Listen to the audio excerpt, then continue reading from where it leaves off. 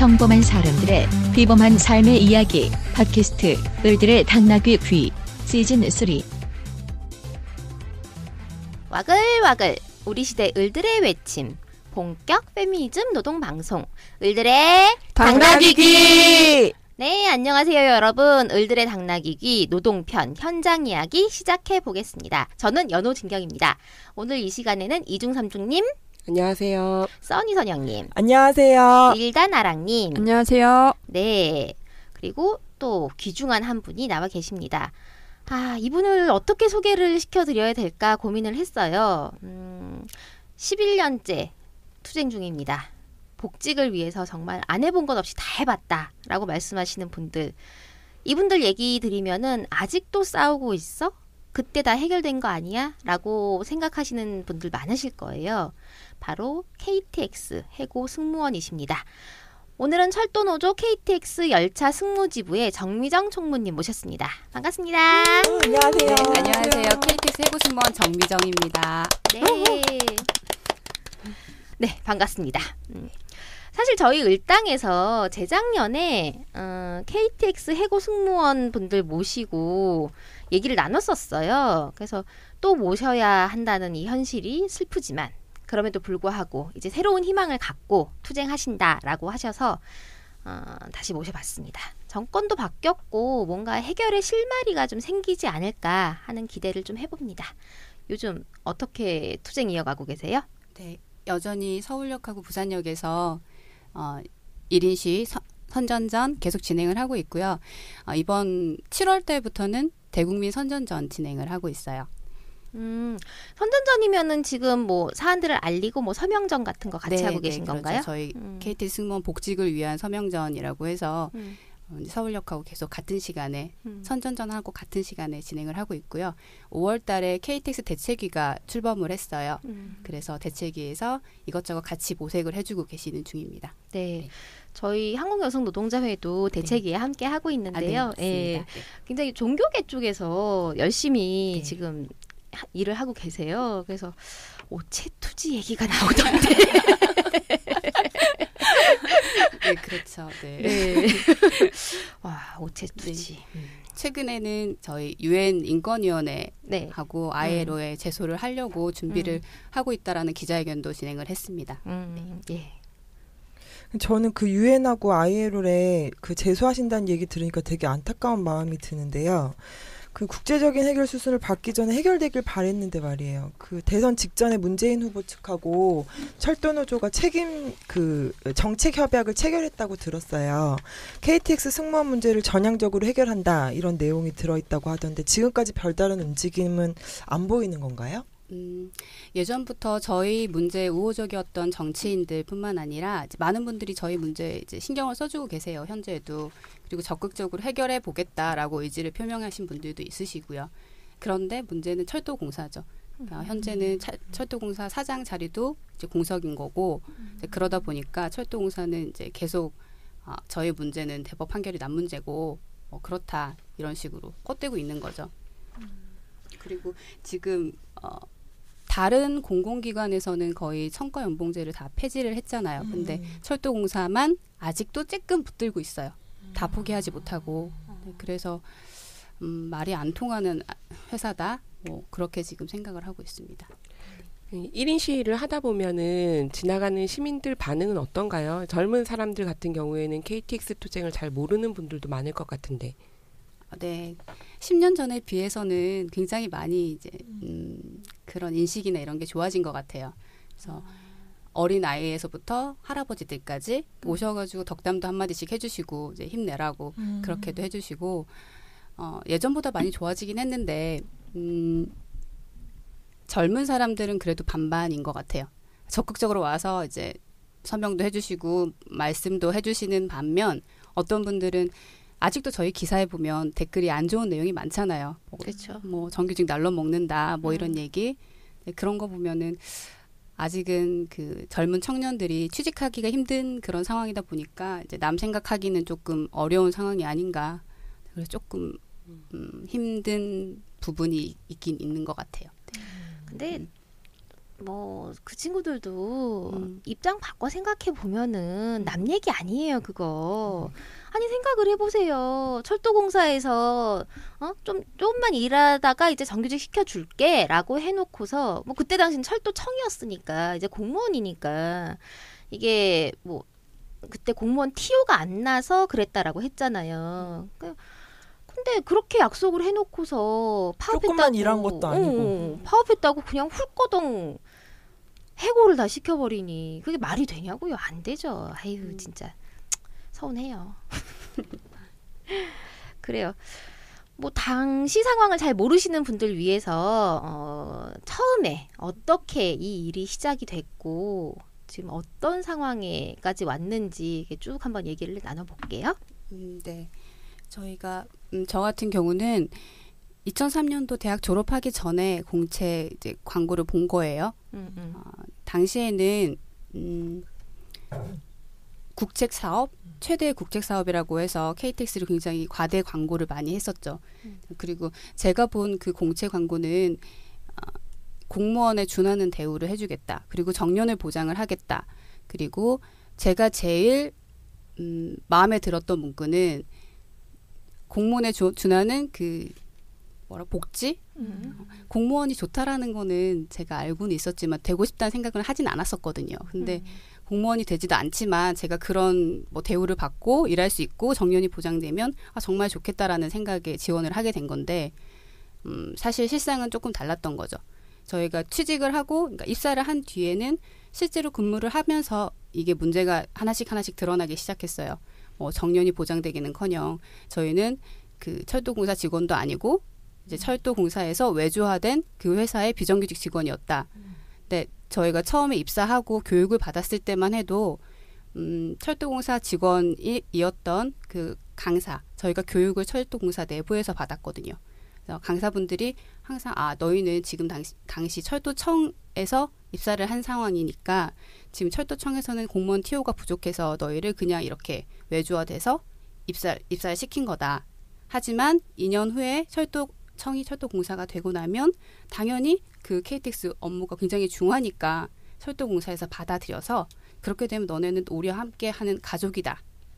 이 얘기를 그냥 입에 달고 계셨거든요. 그러니까 여기서 중요한 게 뭐냐면 사실은 KTX 승무원들 같은 경우는 분명하게 홍익회라고 하는 회사에서 모집을 한 게 아니에요. 철도청에서 정확하게 모집을 했고 그리고 철도청인 줄 알고 이 많은 승무원들이 지원을 하고 입사 시험을 거쳐가지고 들어갔다는 거죠. 근데 그거를 갖다가 홍익회로 자기 맘대로 넘겨버린 게 핵심인 거죠, 사실은. 그건 취업 사기인 거죠. 그렇죠. 맞아요, 완전, 취업 사기. 거짓 취업 공채인 거죠. 저희도 정말 그게 억울한 게 저희는 KTX 승무원이 되고 싶어서 그 공채에 지원을 한 거지 비정규직 뭐 소모품 이게 될 거라고는 상상도 못했거든요.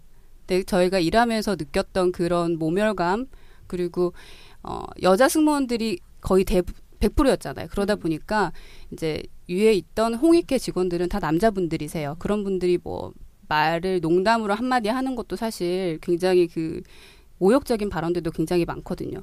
뿐만 아니라 여자의 생리휴가를 이제 선착순으로 지원을 받는다라는 거는 상상도 할 수 없는 일이 아니죠. 아니 우리가 생리를 생리를 하는 것도 아니고 이거 말도 안 되는. 그러니까 내가 생리할 거를 미리 제가 알고는 있지만 대충 어느 정도인지 하지만 그거를 미리 확실하게 정해서 날짜까지 정할 수는 없는 거거든요. 아니 뭐 저 같은 경우는 생리 뭐 기간 자체가 없어요. 그렇죠. 근데 그런 사람들은 어떡하라고 그러면? 그러니까요. 그런데 이제 그거를 선착순으로 지원을 받았고 그리고 이제 뭐 저희 일하는 것뿐만 아니라 저희 그 캐비넷이라고 하죠. 네. 그것도 뭐 저희가 따로 돈을 지불을 했고 명찰도 지불하고 무엇보다 저희 후배들이 들어오면 그러니까 저희 월급은 항상 그대로였어요. 처음 받았던 월급 그대로. 하지만 후배들과 저희의 월급을 차등을 둬야 하는 거잖아요.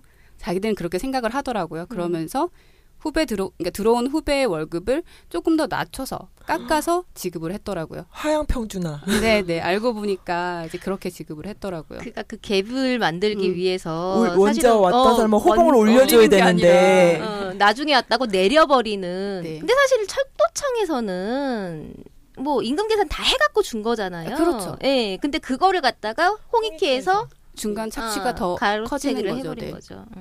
그렇게 된 거죠. 지금 승무원들도 똑같은 그런 상황에 놓여 있어요. 얼마 전에 그 지금 승무원들 그 성희롱 사건이 발생을 해가지고 거기 제가 기자회견을 갔다 왔는데 아유 거기도 진짜 할 말이 없더군요. 네. 아유 무슨 여승무원들 그 숙소를 뒤져가지고 쓰레기를 자기가 분리수거를 한다고 그걸 하나하나 뒤지는 사람이 있더라고요. 네, 남자분이셨죠. 네. 어처구니가 없어서 진짜. 치료가 필요해요. 맞아요. 그러니까요. 치료가 필요해. 그러면 그 지금 고용되어 계신 분들이랑 좀 소통은 하고 계세요? 네, 아무래도 저희가 그 원하는 그 요구안 자체가 KTX 승무직 자체를 직접 고용을 하라라는 거잖아요. 그러면 지금 승무원들과도 무관한 부분이 아니거든요. 그래서 지금 철도 내에서도 공공부문 비정규직을 정규직화 시켜라라는 그런 정부의 정책에 따라서 이제 그 부분에 대해서 계속 투쟁을 하고 있어요. 비정규직이 굉장히 많거든요. 그리고 외주화된 부분들도 굉장히 많고 그래서 특히 저희 KTX 승무원들 같은 경우에는 안전 업무를 하고 있고 그래서 안전 업무를 하는 비정규직은 정규직화 시키는 게 당연한 거기 때문에 이제 그 투쟁에 저희도 함께 하고 있습니다 지금. 근데 사실 구의역 그 김군 사건 이후로 이제 안전 업무의 외주화에 대한 사회적인 불안이라든가 그 부분을 좀 정규직으로 만들어야 된다라고 하는 목소리가 점점 커지고 있잖아요. 거기에 같이 목소리 보태는 측면이라고도 이해를 할 수가 있을 것 같아요. 자, 근데 그때 제가 기억하기로 그 승무원분들 같은 경우 대부분 이제 항공사 승무원들을 지망하셨던 분들로 알고 있어요. 그러면서 이제 광고를 내긴 지상의 스튜어디스. 근데 이제 공무원에 준하는 대우를 해주겠다. 그렇죠. 공사로 이제 전환이 될 거니까. 그렇게 광고를 해가지고 굉장히 많은 분들이 굉장히 또 경쟁이 치열했다고 전 들었어요. 예. 그때 얘기 좀 해주세요. 총무님은 그러면은 어떤 상황이셨어요? 그때 지원을 할 때? 저는 전공이 아랍어과예요. 그러다 보니까 되게 특이하시네요. 네. 좀 훌륭하셔요. 덕분에 외항사를 지원을 하려고 준비를 했었어요. 외항사는 외국 네, 항공사. 네, 외국 항공사. 뭐 아랍에미레이츠나 아니면 카타르 항공이나. 근데 KTX 지원을 하기 전에 외국 항공사에서 한번 이제 지원을 했다가 떨어졌단 말이에요. 그래서 제가 다른 곳으로 한번 눈을 이렇게 돌리는 와중에 알게 된 게 KTX고, 그러니까 저희 승무원들 대부분이 거의 뭐 승무원 준비를 당시에 한 2년 정도 승무원을 뽑는 그 공채가 뜨지 않았었어요. 그래서 굉장히 많이 몰린 상태였거든요. 네, 그래서 또 타이밍이 그랬군요. 네, 그러다 보니까 이제 그 KTX라는 그 공채가 뜨고 그리고 그거에 대한 광고가 굉장히 많이 나오고 하다 보니까 이제 승무원들이 준비하는 사람들이 그쪽으로 몰렸던 거죠. 많이 몰려서 지금 제가 정확하게 기억이 안 나는데 그 몇 대 몇이었는지 혹시 기억하시는 분이 계실까요? 제가 기억이 지금 잘 안 나서. 네, 13대 1이었다고 하네요. 오, 훌륭합니다. 고맙습니다. 그 경쟁률을 뚫고 네. 되셨군요. 네. 총무님이 1기로 입사하셨던 네, 건가요? 1기예요. 처음이라서 조금 더 이제 KTX에 대한 그런 애정도가 더 높다고 봐야겠죠. 그렇죠. 예, 그러고 나가지고 이제 한 2년 반 정도 KTX에서 일을 하시고 난 다음에 이제 정규직 못한다라고 하면서 파업에 들어가셨다가 바로 해고가 되신 거죠. 네. 그때가 몇 년도였죠? 2006년도 3월 1일 3.1 파업 때 들어갔기 때문에 저희가 해고 당한 건 5월 달이었고요. 2006년도로 기억해요. 네.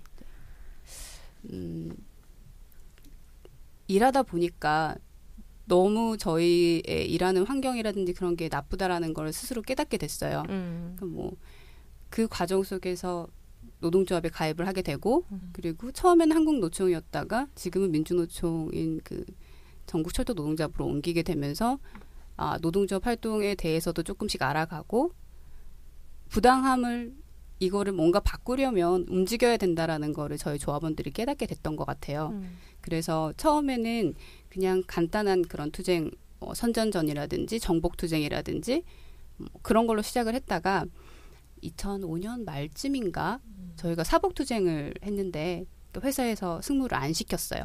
그거 아마 뉴스에도 났을 거예요. 그러니까 승무를 안 시켜서 그 당시 청바지를 입고 이제 머리 쪽머리를 하고 일을 시작을 했었는데 이제 당시에는 그게 왜 안 되는 건지를 이해를 할 수가 없었던 거죠.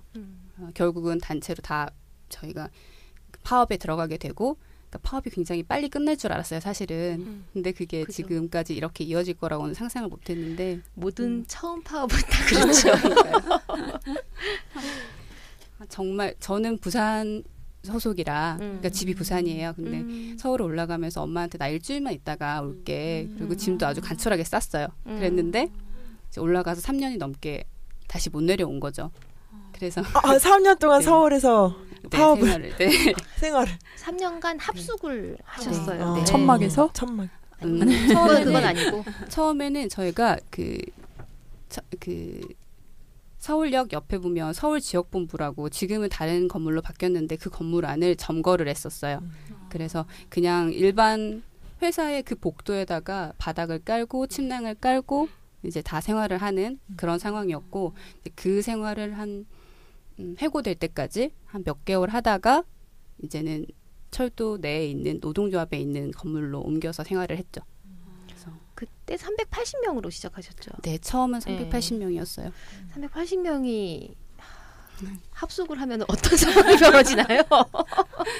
사진들도 굉장히 많을 거예요. 네. 따닥따닥 그 뭐죠? 침낭을 딱 놓는 그 공간만 네 자리예요. 침낭 위만 네 자리고 저희가 당시에는 박스 하나만 있으면 뭐든 만들 수 있었어요.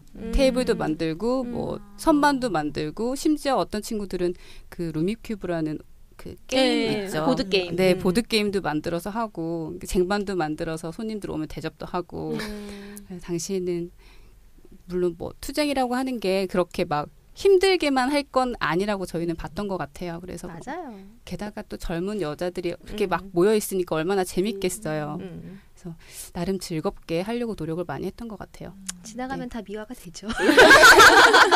근데 사실은 거의 군대 갔다 오신 거잖아요, 지금. 저희 군대라고 얘기해요. 남자들 다 군대 갔다 온 얘기 할 때 저희는 그때 투쟁했던 얘기 똑같이 그렇게 얘기해요. 네. 진짜 고생 정말 많으셨어요. 근데 그때 그 3년간의 투쟁이 정말 어마무지했잖아요. 뭐 쇠사슬 투쟁, 그다음에 국회 헌정기념관 점거농성은 또 우리나라 최초잖아요. 네. 거기다 고공농성. 네. 고공농성 때 올라가셨죠. 네. 아휴. 그래도 되게 기억에 남는 장면들이 있을 것 같아요. 몇 장면 좀 얘기를 해주세요. 제일 기억에 남는 건 제가 그 헌정기념관에도 들어갔었어요. 들어갈 때는 굉장히 그냥 아무 생각 없이 그렇게 큰일이 벌어질 거라고는 상상하지 않고 들어갔죠. 그런데 다음날 아침까지 저희가 못 나오고 안에 갇혀있는 상황에서 점점 더 불안은 고조되고 제가 딱 기억나는 장면이 그 공권력이 이렇게 들어왔을 때 경찰의 방패가 있어요. 방패를 저희 승무원들이 이렇게 네모 모양으로 스크럽을 짜고 있는데 그 주위를 삥 둘러서 경찰들이 서 있는 거예요. 방패를 앞에다 놓고. 근데 그 헌정기념관 가보셨으면 아시겠지만 굉장히 홀이 커요. 그래서 소리를 조금만 내도 울린단 말이죠. 근데 그걸 방패를 바닥을 치더라고요. 그러니까 저희는 이렇게 팔짱을 끼고 누워 있는데 방패를 바닥을 쿵쿵 치니까 그 소리가 그리고 저희를 삥 둘러서 다 섰기 때문에 그러니까 바깥이 보이지 않는 상황에서 저희도 누워서 너무 무서우니까 그 어렵게 배운 노동가요를 열심히 불렀던 막 그게 이제 그 소리가 안 들리게 하려고 크게 불렀던 것 같아요.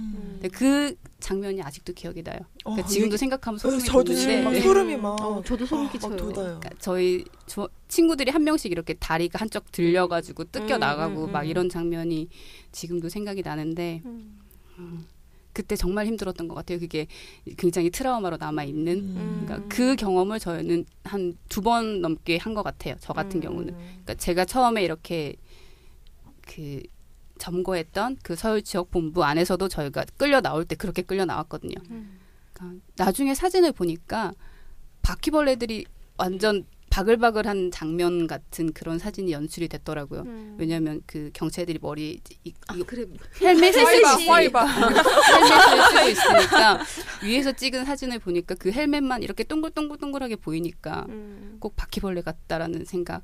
그래서 더 지금도 그게 기억에 남는 것 같아요. 나랑님도 그런 경험이 있죠.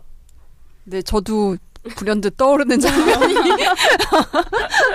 네, 자동차 공장에서 저는 일하면서 그 비정규직으로 일하면서 이제 그 노조 만들고 이제 한 3년째 되던 해에 그 전까지는 이제 그 원청 쪽이랑 자동차 공장 원청 쪽이랑 뭔가 이렇게 협상을 할 수가 있었어요. 근데 3년째 되던 해에 이제 노조를 완전히 죽이려고 이제 10몇 차가 되도록 그 협상에 응하지 않은 거예요. 그래서 저희도 그때 라인을 점거하고 옥새 파업을 했었는데 그때 저희는 그 어용 정규직 그 조직들이랑 조합원들이 이제 군복을 입고 4.794대 네, 군복을 입고 그 회사에 출근을 해가지고 저희 그 노조 저희는 이제 공장 어떤 그 조립 라인 하나를 점거하고 있을 때 밖에서 그 옆에서 칼을 차고 예, 뭐 해병대 뭐 특전사 이런 사람들이 군복을 입고 출근을 해가지고 옆에 칼을 차고 다니면서 저희 노조 그 현판을 다 불사 지르고 천막을 막 때려 부시고 막 이랬던 게 또 저도 막 갑자기 트라우마가 되살아나네요. 저는 사실 그런 경험은 없는데 예전에 연호 처음에 그 와가지고 일을 시작을 하는데 수련회를 갔어요. 수련회를 갔는데 수련회 프로그램 중에 그런 게 있는 거예요. 스크럽을 짜래요. 스크럽을 짜라고 그러더니 그 갑자기 선배들이 미리 연습하는 거야? 우리를 뜯어내는 거야. 몇 년 뒤에서 몇 년. 아이고, 아니 이걸 왜 하지라고 하는데 나는 이제 어쨌든 이제 버티라고 선배들이 얘기를 하니까 이제 있는 힘껏 다 해가지고 옆 사람 그 팔짱을 갖다가 끌어 모으면서 멍도 들 텐데. 네, 정말 죽기 살기로 그걸 버텼는데 끝나고 나니까 이걸 왜 했지 싶은 거예요. 근데 선배들이 지금 이 심정을 잊지 말라고 옆에 있는 동지들이 얼마나 중요한지 그리고 그럴 때 오는 어떤 외부의 강압이라고 하는 게 얼마나 우리를 고통스럽고 공포스럽게 만드는지 그런 뭐 여러분들이 그런 경험을 하게 될지 안 하게 될지 모르겠지만 어쨌든 지금 이 감각을 잊지 말라고 그렇게 얘기를 하는 거예요. 나 정말 무서운 데 들어왔나 봐. 그 생각을 했던 적이 있었어요. 그 또 기억에 남는 장면 뭐가 있을까요? 철탑도 올라갔었죠. 그죠. 네. 고공농성. 철탑 올라가기 전에는 굉장히 저희가 앞이 보이지 않는 뭔가 돌파구가 보이지 않는 그런 느낌이어서 굉장히 절망적이었어요. 그러니까 뭔가를 하나 하지 않으면 이게 그냥 이렇게 묻힐 것 같은데 그리고 내가 지난 3년간 해온 게 있는데 이게 정말 아무것도 아닌 것으로 돌아가는 게 너무 싫었거든요. 근데 그래서 이제 낸 안이 그러면 철탑으로 올라가자. 근데 누가 갈 거냐. 아무도 선뜻 손을 들지 못했어요. 근데 저는 사실 고소공포증도 없고요. 놀이기구 잘 타시고. 네. 당시에도 그러니까 제가 총무였으니까 실제적으로 바깥에서 활동하는 게 거의 별로 없었어요. 그래서 이거라도 내가 하나 해서 정말 내가 올라갔다가 와서 이게 해결이 된다면 뭘 못하겠냐라는 생각에 제가 나가겠다고 얘기를 했어요. 그러니까 지부장님 당시 오미선 지부장님은 지부장님이시니까 어쩔 수 없이 가야 된다라는 생각을 하고 계셨고 그래서 그러면 제가 언니랑 같이 가겠습니다 했던 거예요. 그래서 올라갔죠. 새벽에 무슨 007 작전 하듯이 막 밝아지지도 않는데 막 하늘은 시퍼렇고 하지. 근데 막 이제 그 철탑이 한 25m 정도 높이가 됐던 것 같아요. 그때까지는 막 되게 비장한 각오로 올라갔어요. 올라갔는데 막상 올라가서 보니까 아래에 있는 사람들한테 너무 미안한 거예요.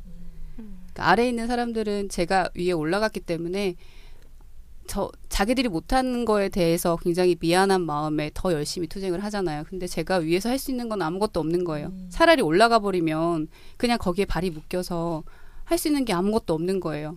올라가 있으면서도 되게 마음이 불편하고 좀 그랬어요. 그래서 힘들다는 얘기도 사실 할 수도 없었고 그렇게 힘들지도 사실 않았고요. 너무 밑에서 잘 챙겨주셔가지고 근데 위에서 이렇게 아래를 내려다 봤는데 저희 동지들이 지금은 이 동지라는 단어가 굉장히 익숙한데 당시에는 그것도 익숙하지 않았었어요. 그래서 그 승무원들이 다들 이렇게 앉아 있고 외부에서 연대를 굉장히 많이 오시고 힘내라고 막 이렇게 응원을 하시는 모습에 아, 이거를 정말 해결을 해야겠다라는 생각이 그때 조금 강하게 들었던 것 같아요.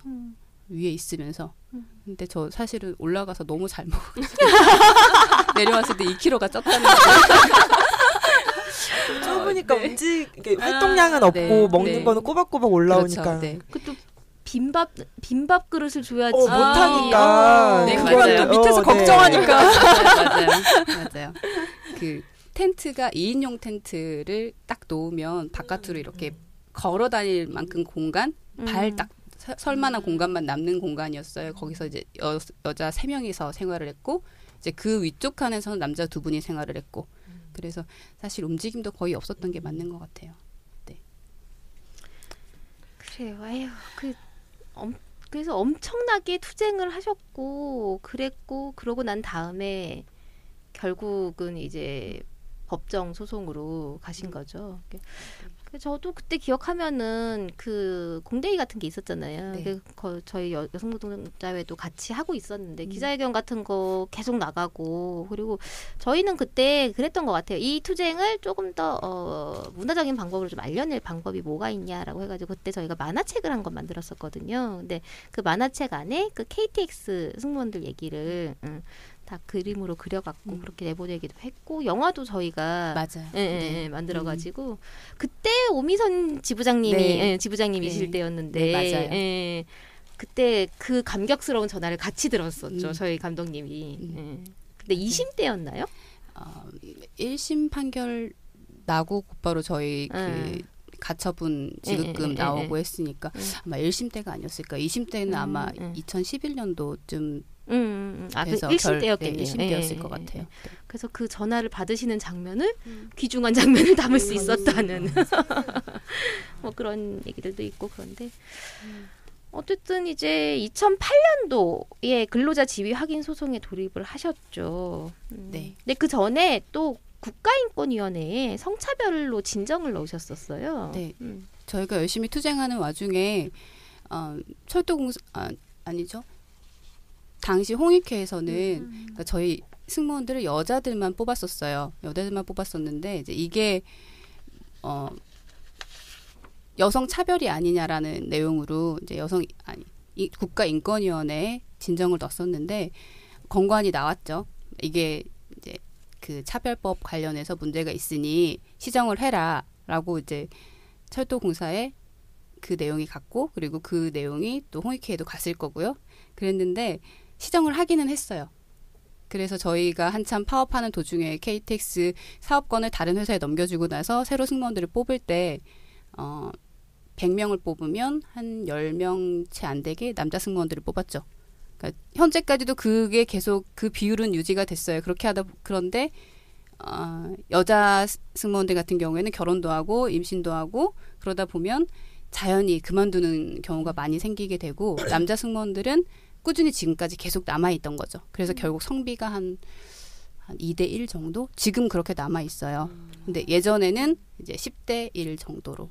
그렇게 뽑고서는 그러면 우리는 이제 시정했다라고 얘기를 하고 끝냈기 때문에 저희도 너무 어이가 없었지만 이제 더 이상 그 부분에 대해서는 말을 하지 않았던 거죠. 근데 지금 생각해보면 좀 더 그 부분을 이제 강하게 밀고 나가고 저희가 조금 더 그 부분에 대해서 그 회사에다가 요구를 더 강하게 했어야 하지 않나라는 아쉬움이 조금 있긴 있어요. 네. 그때 당시에 보면은 채용 조건에 이런 게 있었어요. 서비스 업무에 적합한 용모의 여성. 네. 그다음에 21세부터 25세까지로 나이를 제한을 하고 네. 신장은 162cm 이상. 네. 그로 해가지고 그렇게 모집을 해놨는데 사실 이 사건의 본질은 그건 거죠. 여성들이 집중적으로 일하고 있는 직종만 골라가지고 외주화를 시킨다라고 하는 거고 그게 어떤 구조적으로 시스템 안에서 정착을 해 나가면서 그 안에서 이제 남성들이 유입이 되긴 하지만 그 상태는 계속 고착이 돼버리는 그렇죠. 예, 그런 문제들이기 때문에 사실은 KTX 승무원 문제 같은 경우는 여성의 노동의 문제에 있어서 가장 핵심적인 사건이라고 저희는 생각을 해요. 저희가 당시에 되게 슬펐던 게 저희는 웃음을 파는 그런 사람이 아닌데 그 회사에서는 계속 그런 걸 요구를 했던 거고 그러니까 저희는 진짜 KTX 승무원이 되고 싶었고 일을 하는 건 승객의 안전을 위한 그런 일을 그러니까 저희가 처음에 입사했을 때도 안전교육을 굉장히 열심히 받았거든요. 그것도 철도공사에서 철도공사 팀장님들과 함께 그랬는데 이제 불법 파견이 불거지면서 그런 교육들도 다 안 하게 되고 매뉴얼조차도 바꾸고 그렇게 되면서 저희는 진짜 웃음만 파는 그렇게만 하면 되는 사람으로 만들어 버린 거죠. 회사에서. 그래서 꼭 그 서비스 업무를 여자들만 하라는 보장이 없는데 꼭 그런 식으로 차별을 했다는 게 지금도 너무 속상하고 분해요. 그래서 좀 더 그 부분을 강하게 얘기를 하고 저희가 투쟁을 했었으면 더 지금하고는 또 다르지 않았을까라는 생각도 조금 있어요. 그래서 네, 어쨌든 그런 안타까운 측면들이 분명히 있지만 이 사건이 사실은 해결이 되면은 어쨌든 우리 사회에 이 장기 투쟁과 그다음에 여성에 대한 어떤 차별적인 고용 관행 이런 것들이 조금 개선되는 계기가 되지 않을까 싶어요. 자, 이제 3년간의 투쟁을 안 해본 것 없이 다 하시고 그러고 난 다음에 이제 법정 소송으로 가자라고 이제 결론을 내리셨어요. 근데 그 과정이 어땠던 건가요? 철도공사에서는 저희가 이렇게 몸으로 하는 투쟁 하지 말고 법으로 하자. 니네가 법으로 갔을 때 결과 나오면 우리 그대로 따르겠다. 법에서 그렇게 하면 당연히 그렇게 따라야지. 1심 결과 나오면 그대로 따르겠다라고 분명히 얘기를 했었거든요. 1심 결과가 나오면? 네. 그랬는데 저희가 그래서 정말 마지막에 철탑에서 내려오고 성과가 없었을 때 그 직전에 그 영무직으로 저희가 가도록 하는 그런 합의안이 초안이 나왔었어요. 근데 이철 사장이 그냥 돌연 뭐 안 되겠다라고 하고 뭐 그 뒷배경에는 저희가 이제 이철 사장에 대해서 불손한 행동을 했다 뭐 이런 등등의 이유가 있다라고 하더라고요. 하지만 이제 결론적으로는 이제 저희는 전혀 해결되지 않고 새마을 승무원들만 당시에 같이 투쟁을 했었는데 새마을 승무원들만 이제 역무직이라든지 그런 다른 직종으로 배치가 되고 그러니까 저희는 아무런 성과도 내지 못했던 거죠. 그래서 저희가 너무 절망에 있을 때 철도공사는 그렇게 얘기를 했고 그러면 저희 가보자. 법정 투쟁으로 가보자. 법정 투쟁으로 가지 않았던 이유는 다들 그렇게 말씀하셨어요. 법으로 가면 짧아야 5년이고 더 길어질 수도 있다. 근데 저희는 빨리 이거를 해결을 하고 다시 KTX로 돌아가고 싶었거든요. 조금이라도 더 빨리 저희가 열심히 일할 수 있을 때 다시 돌아가서 안전을 담당하면서 일을 하고 싶었는데 이제 그게 안 되면 어쩔 수 없으니까 그러면 법으로라도 한번 해보자. 당시에 저희가 굉장히 많은 증거와 함께 그리고 정말 확실히 이길 거라는 그런 확신 같은 게 있었어요. 그래서 시간이 문제라면 좀 기다려보자라고 하면서 결정을 하게 된 거죠. 법정 투쟁으로. 그래서 1심 승소하고 2심도 승소했던 거죠. 사실 상식적인 어떤 판단 기준을 가지고 이 사건을 바라보게 되면은 명백한 취업 사기에다가 불법 파견에다가 그런 것들에 너무 명백한 증거들이 많기 때문에 뭐 법정으로 가면은 그냥 이기겠다라고 생각은 했지만 약간 불안한 측면이 없지 않아 있었던 것은 계속 이제 보수 정권 아래였고 네. 사실 KTX 투쟁이 시작했을 때가 2006년이잖아요. 2006년이고 이제 이명박 정권이 출범한 게 2007년.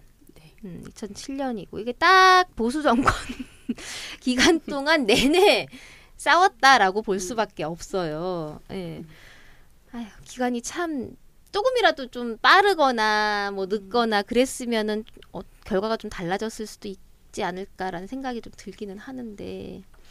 저희 문제가 노무현 정권 때 시작된 거예요. 그렇죠. 예. 그래서 그 정부 차원에서 그 외주화 시킨다라는 그러니까 뭐 경영의 효율성 네, 그걸 얘기하면서 경영 합리화라 그랬죠. 네, 그렇죠. 네. 그 말을 하면서 외주화를 시킨 거기 때문에 이제 저희가 아마 거기에 제일 첫 번째 희생양이 아닐까라는 생각을 하고 있거든요. 네, 그래서 다른 정권이었다고 해서 뭐 크게 달릴까? 제가 10년 투쟁하면서 이게 좀 슬픈 얘기긴 하지만 사람들에 대한 믿음, 기대 이런 게 좀 그 기대치가 굉장히 낮아진 것 같아요. 그래서 뭐 지금 정권에서도 뭐 정말 해결을 할 수 있을까? 해결을 해봐야 해결을 하는 거겠죠. 그래서 저희가 포기하지 않고 열심히 하는 게 제일 중요하다라고 지금 생각하고 있어요. 그래요, 맞습니다. 근데 저는 그 법원에서 투쟁하는 과정을 이렇게 보다가 잠깐 KTX를 잊어버린 적이 있어요. 왜냐면 대법원에서 이걸 너무 오래 쥐고 있었던 거예요. 대법원에서 몇 년 걸렸죠? 5년이 넘었던 것 같아요. 그렇죠. 네, 2011년도 2010년도 말에 결정이 나서 거의 11년도에 이렇게 발표가 되고 15년도 초에 그랬으니까. 15년도 2월이었던 거. 네, 2월이요. 그래서 사람들이 KTX 어떻게 됐냐라고 가끔 물어요. 물어보면은 대법원 갔잖아. 그거 판결 안 났나라고 가물가물한 거예요. 너무 시간이 오래되다 보니까. 근데 그렇게 대법원에서 끌었던 이유가 사실은 이제 이거를 갖다가 아니다라고 얘기를 하고 싶은데 그렇게 하기에는 너무 여러 가지 증거들이 명명백백하고 그러니까 대법원에서도 되게 고민을 하면서 이제 시간을 끌었다라고 하는 그런 결론밖에 안 나는 것 같아요. 근데 그때 당시에 제가 기억이 나는 게 비슷한 시기에 현대차는 불법 파견 판정이 나지 않았어요? 같은 날에. 같은 날, 저희 같은 바로 날. 앞에 선고였어요. 네. 그래서 저는 그거 보면서도 이거 여성은 불법 파견 인정 안 해주고 남성만 인정해 주는 거 아니야? 막 그런 생각했던 게 떠오르네요. 네. 그래요. 이게 어떤 판단이 거기에 개입되어 있는지는 모르겠지만 어쨌든 간에 5년 대법원에서 5년은 말이 안 되잖아요. 그러게요. 법리적인 판단만 한다는 대법원에서 저희가 그렇게 오래 끌 거라고 생각하지 않았거든요. 그러니까 저희도 기다리면서 이거는 분명히 정치적인 판결이 뭔가 정치적인 그런 외압이 분명히 있는 거다라고 이제 저희들끼리는 판단을 했고 주변에서도 그런 말씀을 많이 하셨고요. 그리고 변호사님들도 이거는 판결하기가 쉽지 않을 거다. 만약에 저희가 승소하는 판결을 내게 되면 이제 그 파장이 굉장히 클 거니까 그리고 현재 정부의 그 방향과는 그 외주화하는 방향과는 전혀 지침이 다르기 때문에 그래서 판결하기 쉽지 않을 거다라고 생각을 말씀을 해주셨어요. 그래서 저희도 정말 이게 뒤집어질 거라고 상상도 하지 않았지만 마음 한켠에는 조금 불안한 마음이 없지 않아 있었던 거죠. 조금 정도. 네. 그러니까 뭐 여러 가지 판단에 근거가 있겠지만 어쨌든 간에 정치적인 판단이 들어갔을 거고 좀 전에 나랑님이 말씀하신 대로 어떤 여성이라고 하는 측면도 분명히 있었을 거고 또 하나는 이제 KTX가 공공부문이기 때문에 그 파장이 전체 공공부문에 미칠 여파까지 다 이제 고려가 됐었을 수밖에 없다는 생각이 좀 들기는 해요. 하지만 이건 정말 불합리한 판결이었죠. 나랑님 이거 판결 좀 정리를 해주시겠어요? 대법원 판결문? 네네. 그러니까 철도공사 이제는 코레일이라고 이제 명칭을 바꿨는데요. 코레일에서 불법 파견을 정당화하기 위해서 이제 열차 팀장, 남성은 안전 업무를 하고 승무원들은 서비스 업무를 해라 이렇게 분리를 시켰죠. 근데 대법원이 이를 인정해서 열차 팀장은 안전 업무, 승무원들은 승객 응대 업무를 독자적으로 수행을 했다고 이제 본 거고요. 그리고 승무원들이 화재 진압이나 승객 대피 등의 활동을 했는데 이런 거는 이례적인 상황일 뿐이었다라고 판단을 했죠. 그래서 핵심 업무를 담당하지 않는 승무원들에 대해서 코레일에서 직접 고용할 의무가 없다. 이렇게 봤는데 근데 현실 속에서 승무원이 안전 업무를 안 할 수가 없는 상황이잖아요. 승객 안전과 관련한 일이 닥쳤을 때 제 업무 아니에요. 저 매뉴얼 없었어요. 배운 적 없어요. 하고 손을 놓고 있을 수 있는 승무원이 있을 수 있을까요? 그러니까 이제 너무 웃긴 거는 안전 업무에 관한 교육을 분명히 철도청에서 했단 말이죠. 그렇죠. 그래놓고 나가지고 안전 업무와 관련한 일을 안 한다라고 하는 게 말이 안 돼요. 근데 사실 여기에서 이제 불법 파견이라는 단어가 하나 나옵니다. 근데 요거를 우리 청취자분들께서 이해를 잘 못하실 것 같아서 삼중님께서 좀 설명을 해주시겠어요? 그러니까 회사에서 파견이라는 것과 용역이라는 게 약간 섞여 있는 경우들이 많은데 파견이라는 거는 이제 법으로 어떤 직종들은 파견이 가능하고 어떤 직종들은 하면 안 된다라는 게 명시가 딱 되어 있어요. 일반적으로 회사에서 생산직 하는 제조업 같은 경우에는 사실 파견이 허용이 안 되고 있습니다. 물론 법은 그렇지만 현실은 다르죠. 근데 여기 이제 파견이라고 했을 때 파견은 예를 들어서 A라는 회사가 있어요. A라는 회사에서 물건을 만드는데 A 회사에 고용된 직원들이 다 해야 되잖아요. 근데 이게 부족한 거예요. 그러면 B라는 회사에서 이제 인원을 데리고 와서 그 사람들을 파견 받아서 일을 하는 거죠. 그런데 이 회사가 원래 이 파견을 받아서 온 노동자는 A 회사로부터 업무 지시라든지 관리 감독을 다 받는단 말이에요. 그러니까 이건 사실은 A 회사가 운영이 되려면 상시 지속적으로 필요한 업무라는 거죠. 그래서 이 파견으로 왔을 때 이 파견이 2년을 초과하게 되면 이 사람은 A 회사에서 직접 고용해야 한다라는 법이 있습니다. 그렇게 되어 있고요. 이게 용역하고 약간 헷갈릴 수 있는데 용역 같은 경우에는 그런 거예요. 쉽게 생각하면 시청이나 뭐 이런 데 갔을 때 청소라는 일, 경비라는 일, 이런 거는 사실은 시청에서 별도로 이 업무만 딱 떼가지고 다른 회사에 맡겨버리는 거죠. 그러면 그 회사랑 2년 동안 계약을 하는 거예요. 그러면 2년 동안에 회사와 회사 대 회사로 계약을 했을 때 계약이 종료가 되면 거기 청소 노동자들을 이 원래 회사, 시청에서 직접 고용할 의무는 없게 되어 있는 거죠. 불법 파견 논쟁이 계속 벌어지는 이유는 사실은 원청, 그러니까 이 상황에서 예를 들게 되면은 코레일에서 승무원들에게 직접적인 업무 지시를 하고 관리 감독을 했다라고 하는 거죠.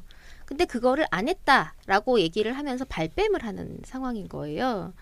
근데 우리가 상식적으로 생각을 해보면 달리는 열차 안에서 열차 차장이 승무원에게 업무 지시를 안 할 수가 있나요? 열차가 하루에 1,000명이 훨씬 넘게 타요. 네. 게다가 비행기하고는 좀 다르게 도중 정차역이 굉장히 많잖아요. 그러면 1,000명이 뭐 훨씬 더 훌쩍 넘을 경우도 많고요. 그리고 굉장히 긴, 아시다시피 18칸이에요. 그래서 한 명이 그걸 다 왔다 갔다 하기는 사실 불가능하고요. 그리고 그 다니는 사이에 어떤 일이 벌어질지도 모르는 상황인 거고, 그러니까 저희 승무원들이 곳곳에 원래 배치가 돼서 담당하는 구역이 따로 있었어요, 처음에는. 그래서 그 담당하는 구역은 저희 승무원들이 맡고 팀장님들은 이제 전체를 총괄하고, 사실 그런 식으로 운영이 됐었는데, 이제 지금은 뭐 열차 팀장 한 명만 안전 담당을 한다고 하고요. 그리고 KTX 승무원들은 지금 1명 아니면 2명 정도 타는 걸로 알고 있는데, 이제 팀장님과 거의 말도 하지 않는다라고 얘기는 하지만 실질적으로 얘기 들어보면 여전히 똑같이 근무를 하고 있더라고요. 그러니까 저희가 지금 코레일 관광개발 승무원들하고도 이제 계속 소통을 하고 이야기를 하고 있는데, 이제 그들의 이야기를 들어보면 예전과 달라진 건 하나도 없어요. 다만 업무 강도만 많이 세졌고, 그리고 팀장님들이 겉으로는 그 불법 파견을 피하려고 이제 관리를 하지 않는다라고 얘기는 하지만 정작 필요한 일이 있을 때는 계속 이제 무전기로 승무원들을 찾는 거예요. 찾고 이거 해라 저거 해라 지시하고, 그렇게 안 될 수가 없더라고요. 제가 일을 해보니까. 이거 관련해서 제가 진짜 이거 웃지 못할 얘기를 들었는데, 2014년에 KTX 화장실에서 불이 났는데 이제 여승무원분이 그 안전 업무를 하면 안 되니까 원래는 소화기도 사용하면 안 되는 거죠. 근데 이 업무 매뉴얼을 어기고 소화기로 직접 불을 끄신 일이 있었는데 코레일 측에서 이분에게 포상을 했다고 합니다. 우리 박수 한번 쳐야 되는 상황인 건가요? 어이구 참나 어이가 없네 어이가. 불법 파견을 인정해요. 네. 근데 이렇게 승무원들이 안전 업무를 할 수 없다고 하면 승객들 안전이 정말 위험하잖아요. KTX 속도가 보면 400km가 넘나요? 300km 좀 넘죠. 400km까지는 아직 아닌 걸로 알고 있어요. 네. 300km가 넘는 기차 안에서 나의 안전을 책임져줄 사람이 오로지 열차 차장 한 명이다. 아유, 1대 1000이네요. 1대 1000. 그렇죠. 근데 이거는 상식적으로 말이 안 되고 우리가 이걸 모르는 채 계속 KTX를 타고 다닌다는 거죠. 나 KTX 진짜 많이 탄단 말이야. 그렇죠. KTX 열차 길이가 380m고 좌석이 929개. 입속도 엄청 서서 가는 사람들도 많은데 그 열차에 공식적으로 안전 업무를 하는 사람이 열차 팀장 한 명이다. 실제 이제 지하철 같은 경우에도 예전에는 그 앞뒤로 이렇게 있었는데 이거를 IMF 이후에 뭐 비용 줄인다고 한 명으로 하고 나서 굉장히 많은 사고들이 있었던 거잖아요. 그러니까 듣고 보니까 이거 정말 승객들이 들고 일어나야 될 일인데요. 그러니까 만약에 사고가 뒤쪽에서 났는데 열차 팀장이 앞쪽 칸에 있어요. 그러면 이 사람이 18칸을 뚫고 뒤쪽으로 와야 되는 거잖아요. 그럼 사고 대응이 당연히 늦어지는 거고, 그럼 아까 그 불법 파견이 되지 않기 위해서 무전으로 할 수 없게끔 그러니까 코레일의 주장처럼 그래야 된다라면 이 사람이 움직여야 되고 승무원들은 아무것도 하면 안 되는 거잖아요. 법적으로. 그렇죠. 그러니까 이런 안전사고는 진짜 시간과 그 목숨이 직결되는 건데 이건 진짜 시민들도 문제 제기를 해야 되는 거고 법적으로도 그것이 불법 파견이 되지 않게끔 그 안전과 뭡니까 이거 목숨을 담당하는 업무는 정규직화시켜서 승무원이 그것을 제대로 시민들을 위해서 서비스든 아니면 그것을 관리할 수 있도록 해줘야 되는 것 같아요. 문제는 대법원이 진짜 이런 거를 용납해주고 있는 게 큰 문제 같은데 안전 업무라는 게 경력이나 연륜도 필요하고 이제 비상시에 대처할 수 있으려면 그만큼 훈련이 잘 되어 있어야 되잖아요. 근데 대법원 판결처럼 여승무원들이 이런 걸 안전 업무를 하는 걸 이례적인 상황이라고 하면 그럼 안전 업무는 이례적인 상황에 아무나 소화기 쓸 수 있는 이런 게 되는 거고 결국에는 안전 업무를 경시하게 되는 거죠. 그러니까 경시도 경시지만 이거는 그냥 방치하는 거잖아요. 아예 안전 업무에 대해서 그 비행기도 비행기 그게 우리 세월호도 있었지만 그 배에서도 그렇고 그런 사람들을 싣고 나르는 그 운송수단에 대한 이런 식의 대법원의 판결이라고 하는 것이 그 꼴랑 불법 파견 그거 판결 아니라고 내려고 시민들의 목숨을 날로 그냥 가지고 있는 거죠. 이제 안전 불감증이 대법원 전체 법원뿐만 아니라 우리 사회 전체적으로 퍼져 있는 것 같아요. 그러니까 그런 생각이 드는 거예요. 파견이나 용역이나 이런 게 굉장히 일반화되어가는 이 과정들 속에서 어떠한 일은 뭐 안전이기 때문에 정규직이 돼야 되고 청소하는 일은 용역이 돼야 되고 이런 이 노동에 대한 가치들을 고용의 형태로 옭아매는 이 행위들이 언제부터 있었을까? 요리할 때에도 비빔밥에 그 고추장을 조금 넣어도 그게 꼭 필요한 거거든요. 국을 끓일 때에도 늦게 들어가는 대파 같은 것도 늦게 들어가지만 걔도 꼭 필요한 거거든요.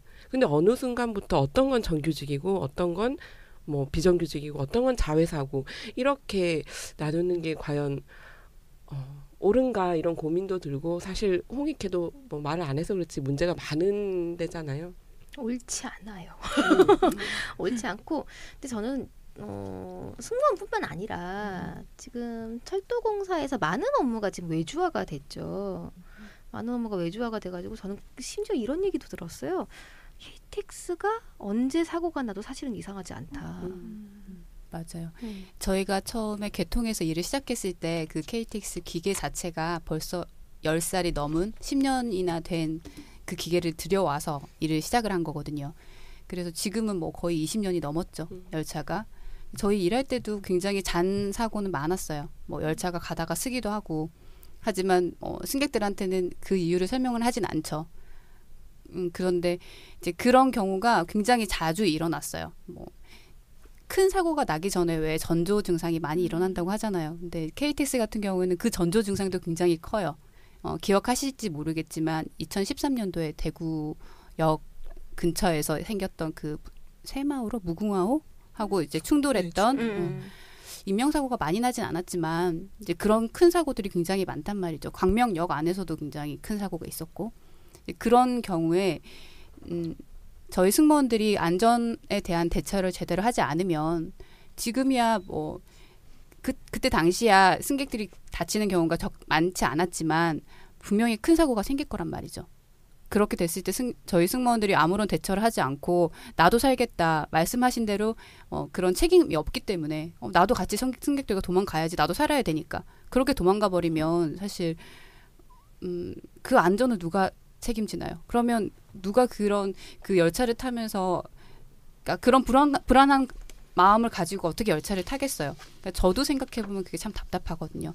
그러니까 이 부분에 대해서 저희 지금 일하고 있는 승무원들과 얘기를 많이 나눴어요. 그랬더니 자기들이 이거를 해야 될 의무는 없지만 정복을 입고 일을 하잖아요. 그렇게 입고 일을 한 이상 자기 스스로도 책임감 같은 게 느껴진대요. 어쩔 수 없이 일을 해야 한대요. 그리고 며칠 전에 SIT에서 이제 추돌 사고가 있었어요. 이제 그래서 50대 열차가 지연이 됐는데 3시간씩 이상 아마 뉴스에도 났을 텐데 SRT가 수서발 네 맞아요. 수서발 KTX인데 이제 그 열차가 처음에 거기는 거의 다 외주된 상태거든요. 외주된 상태다 보니까 기장님 제외하고는 거의 다 외주예요. 그러다 보니까 이제 일하는 것도 미숙하고 물론 기존에 KTX 일하시던 분들이 몇 분이 넘어가신 경우도 있긴 해요. 하지만 이제 뭔가 처리하는 게 미숙하다 보니까 이제 그 사고를 제대로 대처하지 못해서 그 뒤에 있는 열차들이 계속 이렇게 연착이 되고 문제가 생겼던 건데 이게 또 그 대처하는 방식이 참 웃긴 게 코레에서도 그렇고 이제 그 수서발 KTX에서도 그렇고 사고 난 원인에 대한 이유를 제대로 설명하지 않았더라고요. 기사를 봤는데 노루 동물과의 추돌 사고라고 얘기를 하는데 그 구간에선 동물이 들어갈 수도 없고 사실은 상식적으로 그렇죠. KTX 선로에 노루가 들어갈 수가 있어요? 물론 들어갈 수는 있어요. 오픈된 그 양옆에 오픈됐을 경우에는 야생동물들이 다니면 그럴 수도 있는데 사실 그 사고 난 구간엔 그럴 수도 없는데 이제 그 앞선 열차에 화물 열차가 있었대요. 근데 그 화물 열차에서 떨어진 그 화물과 이게 부딪힌 거예요. 그런데 그거를 이제 피하거나 아니면 정차를 했으면 이제 부딪히지 않았을 건데 이제 결국 부딪히게 됐고 그 부딪힌 게 잔해가 이렇게 떨어지면서 뒷 열차와 계속 부딪히게 됐던 거죠. 근데 그거에 대한 설명을 제대로 하지 않았던 거예요. 왜냐하면 그 앞선 열차의 그 화물차뿐만 아니라 모든 열차에 대한 안전 관리를 제대로 하지 못했다라는 그런 책임을 피하기 위해서 아마 그렇게 발표를 했던 것 같아요. 근데 이거는 이제 승무원들이 직접 얘기를 해준 거라서 제가 알게 된 사실이거든요. 그러면서 팀장님이 방송을 하라고 요구를 했대요. 그러면서 이제 승무원들한테 그럼 뭐라고 방송을 해야 하냐고 어떤 승무원은 동물과 부딪혔다. 어떤 승무원은 괴 물체와 부딪혔다. 그래서 떨어진 화물이 노루도 됐다가 괴물체로 됐다가 노루가 바위로 변했어. 왜 예전에 괴물이란 영화가 있었잖아요. 네. 그런 영화를 사람들이 생각을 하면서 막 공포에 떨었다. 그래서 그런 얘기를 이제 승무원을 통해서 얘기가 들었거든요. 그래서 그런 코레일이나 그런 회사의 안전에 대한 그런 생각이 굉장히 약하지 않나. 승객의 안전을 굉장히 중요하게 생각하지 않는 것처럼. 없는 것 같은데. 없어. 그죠. 그냥 돈만 생각해. 돈만. 어떻게 하면은 이 사람들한테 돈을 뜯어내가지고 돈을 벌 수 있을까. 근데 공사가 그렇게 돈 쌓아놔서 뭐 해요 도대체. 난 진짜 이해가 안 가네. 아유 어쨌든 근데 이게 소송 기간이 꽤 길었잖아요. 그동안 이제 합숙은 해체를 했고 그리고 이제 각자 이제 삶의 공간으로 돌아가셨을 건데 어떻게 사셨어요, 총무님은? 취직을 해보려고 노력을 굉장히 많이 했어요. 네. 많이 했는데 몇 군데 원서를 넣었죠. 근데 KTX에서 일했다라는 그 경력을 빼기가 너무 자존심이 상하고 화가 나는 거예요. 그래서 넣었더니 가는 곳곳마다 블랙리스트가. 네, 그렇죠. KTX 승무원? 그러면 너 노동조합 활동한 거 아니야? 해고된 거 아니야? 그러면 너 여기 와서도 노동조합 활동할 거 아니니? 그런 이유로 뽑지 않으시더라고요. 여러 군데. 그래서 마지막으로 넣어본 데가 이제 새로 생긴 작은 회사인데 그대로 다 썼어요.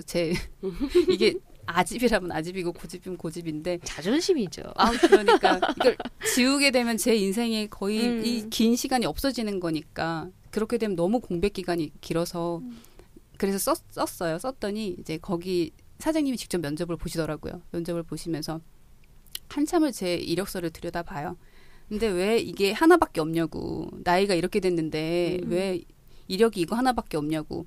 KTX 승무원이면 예전에 그렇게 막 광고 많이 했던 왜 계속 일하지 이거 그만두고 여기 와서 이러고 있냐고 물으시더라고요. 그래서 제가 어차피 이번에도 안 되면 그냥 공부나 하지 싶어서 하고 싶은 말을 다 했어요. 거기다가 그분한테 사실 이래 해서 저희가 파업을 하게 됐고 결국은 해고를 당했고 그만큼 투쟁을 했고 지금은 이제 법정으로 소송을 들어간 상태여서 이제 다른 일을 구하고 있다라고 말씀을 드렸더니 사장님이 저를 똑바로 쳐다보시면서 그러면 여기 이 회사 와서도 너 노동조합 할 거냐고 이제 만들어진 회사긴 한데 노동조합 만들 거냐고 네가 간부하는 거 아니냐고 그래서 제가 좀 울컥했던 것 같아요.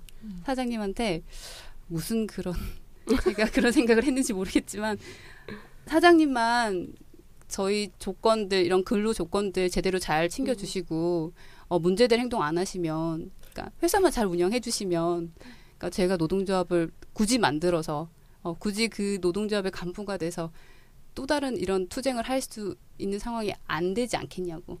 그래서 사장님만 열심히 해주시면 된다고. 와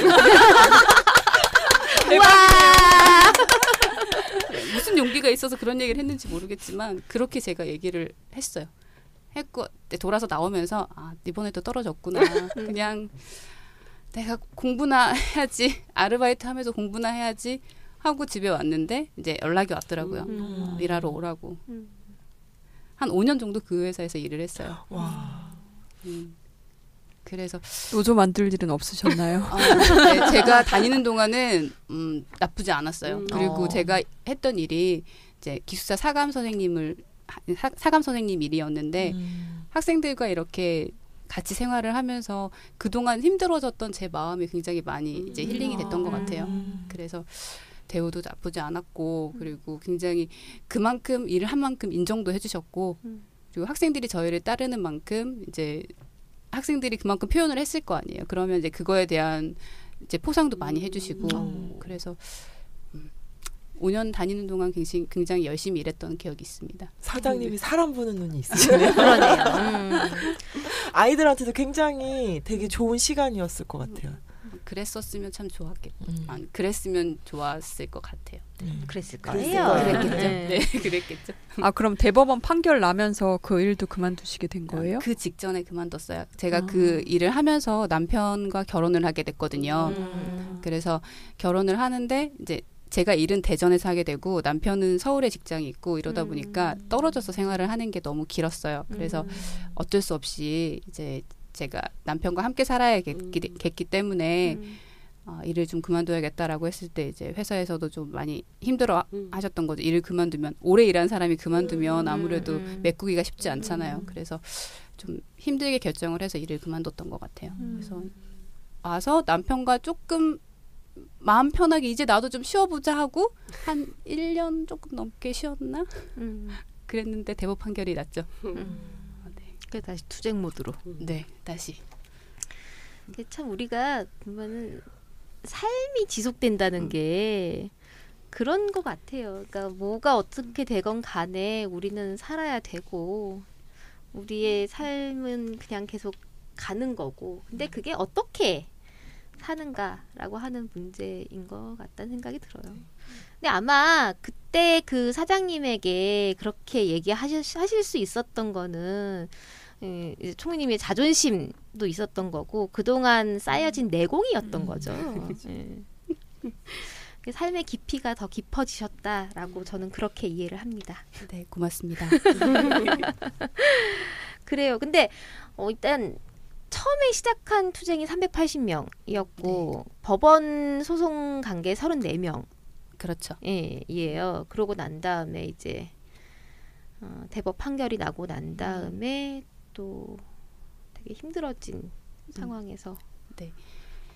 저는 저희 동료들이 10년을 넘게 버텼으니까 진짜 강철 같은 사람들이다. 어디 가서 뭐 하나 해결 못할 일이 없을 거고 힘들어하지 않을 거다라고 생각을 하고 있었어요. 그랬는데 물론 저도 그렇고 다른 조합원들도 그렇고 그냥 마음 여린 한 사람이더라고요. 대법 판결 나는데 제가 직접 갔었어요. 갔는데 당시의 기억이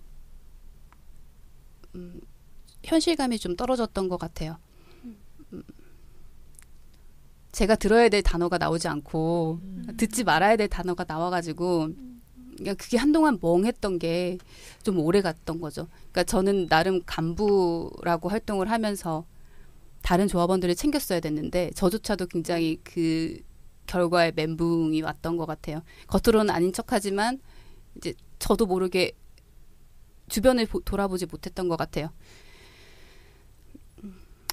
그래서 결국 저희 조합원분 한 분이 선택하지 말아야 될 선택을 했던 거고 가족분들이 저희한테 그걸 알리고 싶어 하지 않으셨어요, 처음에. 그래서 저희가 조금 늦게 알게 됐고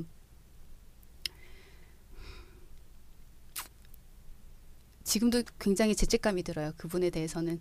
제가 굉장히 친한 언니였거든요. 제가 서울 올라와서 그 3년 동안 열심히 투쟁하는 그 기간 동안 옆에서 정말 큰 힘이 돼줬고 그분이 있었기 때문에 제가 그 3년간을 굉장히 잘 버틸 수 있었다라는 생각이 들 정도로 그랬는데 그러니까 정말 그분이 힘들 땐 제가 옆에 있어주지 못했다라는 사실에 지금도 굉장히 죄책감이 들어요. 한동안 언니가 전화를 안 받고 그러길래 저는 그냥 진짜 이게 정말 힘들어서 잠수를 탔나? 저는 그 정도로 생각을 했어요. 상상도 하지 못했어요. 그런 결정을 했을 거라고는. 근데 어느 날 전화를 했는데 전화번호가 없어진 거예요. 그래서 이렇게까지 할 필요가 있나? 이렇게 전화번호를 바꿀 정도로 그렇게 힘들었나? 저는 그때까지도 상상하지 못했던 거죠. 그것도 너무 미안해요. 나중에 조금 이상해서 물어서 이제 가족 통해서 알게 됐는데 이제 사고로 그렇게 됐다고 얘기를 해주셨는데 그 순간 그러니까 머리로 생각하기로는 사고래 하지만 제 마음으로는 이게 사고가 아닐 수도 있다라는 그런 생각이 저도 모르게 들더라고요. 그러면서 마음 한편으로는 차라리 사고였으면 낫겠다라는 생각도 들었어요. 굉장히 이기적이죠. 이기적이야. 네. 그거를 그렇게 이기적이라고 자책하실 이유는 없을 것 같아요. 근데 이제 그때부터 최근 얼마 전까지도 굉장히 그게 제 마음을 많이 누르고 있었던 것 같아요. 이제서야 정말 그 대법 판결 결과가 실감이 나고 빨리 해결해야 다른 뭔가 그런 문제가 생기지 않겠다라는 그런 생각을 하니까 이제 포기할 수 없다라는 생각이 더 크게 들더라고요. 당시에 언니 딸이 굉장히 예뻤어요. 3살밖에 안 됐는데 언니랑 똑같이 생겼었거든요. 근데 이제는 한 5살쯤 됐을 거예요.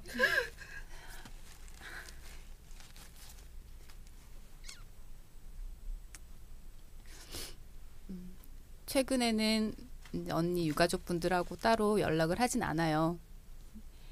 그러니까 저희가 올해 초에 지급 명령서를 받았잖아요. 근데 그 서류가 아마 유가족한테는 아직 전달이 됐는지 안 됐는지는 잘 모르겠는데 서류를 받으면 저희한테 연락을 주시기로 하셨는데 아직 연락이 없으신 거 보면 철도공사도 거기 사람들도 사람이라면 아마 거기까지 보내지 않아야 하지 않을까라는 생각이 들어요. 그래도 확실하게 이번에 저희 환수 관련한 소송이 진행이 되고 있는데 이제 그 진행에 조정이 만료가 되면 실제로 진행을 하겠죠. 그때 당시에 명단을 확인을 할 수가 있어요. 그러면 이제 그때 포함이 되는지 안 되는지 정확하게 알 수는 있을 것 같은데 지금까지는 그래요. 그러면은 급여 지급분 환수 이거 관련해서도 소송 지금 돌입하신 거세요? 저희가 한 게 아니라 네. 철도공사에서 작년에 이미 이제 저희한테 갚으라고 이제 내용 증명을 보냈어요. 내용 증명을 보내고 작년 말에 이제 법원에다가 뭐 따로 소장을 제출을 했나 봐요. 그래서 이제 올해 정초부터 받았어요. 지급 명령서를.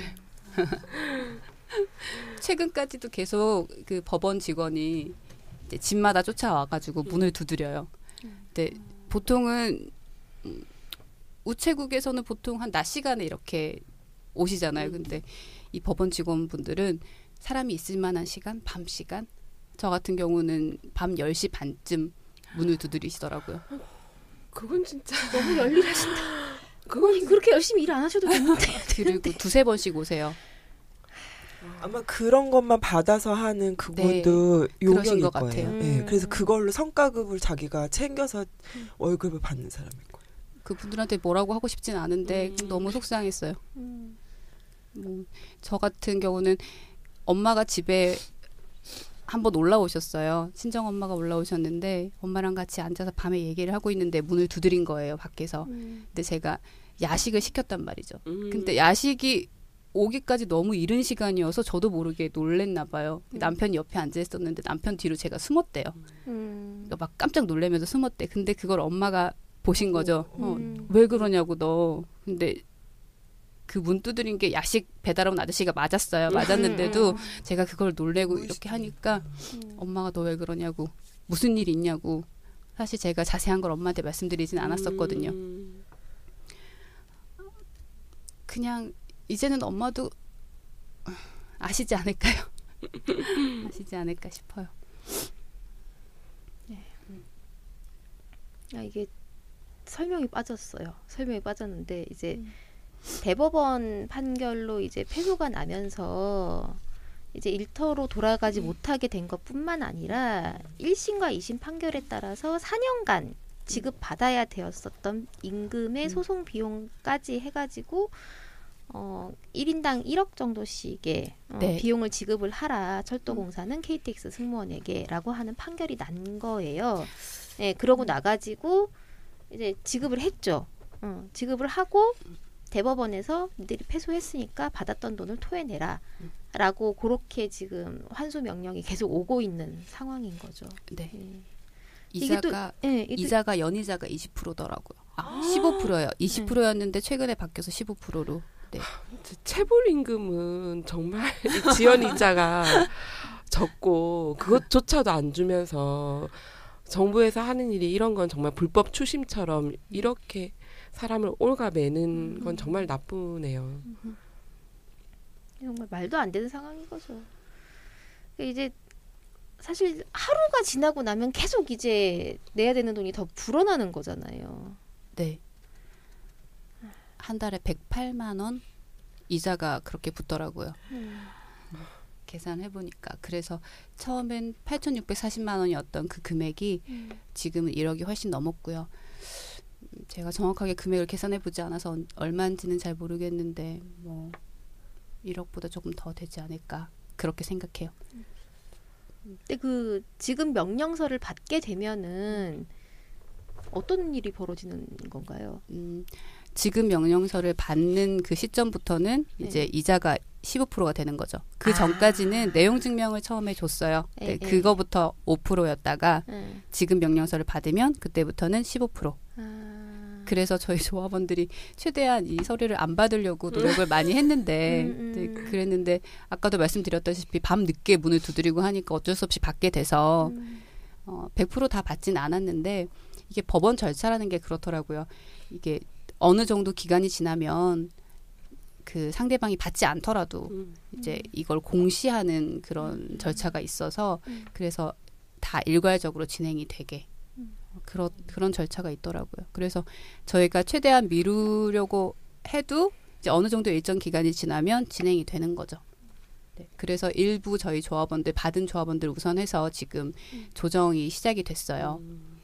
그래서 10월 23일 이 2차 조정 예정일이에요. 저희들이 생각하는 데드라인인 거죠, 지금. 그 전에 뭔가를 이제 철도공사와 뭔가를 해결할 수 있는 그런 실마리를 만들어야 이제 소송이 진행되지 않도록 막을 수 있지 않을까. 실제로 소송이 진행이 되게 되면 아까 말씀드렸던 그 금액에 대한 강제 집행을 할 수 있다고 하더라고요. 그러니까 강제 집행이면 압류 들어오는 거잖아요. 그렇죠. 빨간 딱지 붙는 거를 실제로 이제 볼 수 있게 될 거예요. 아마 그렇게 되면.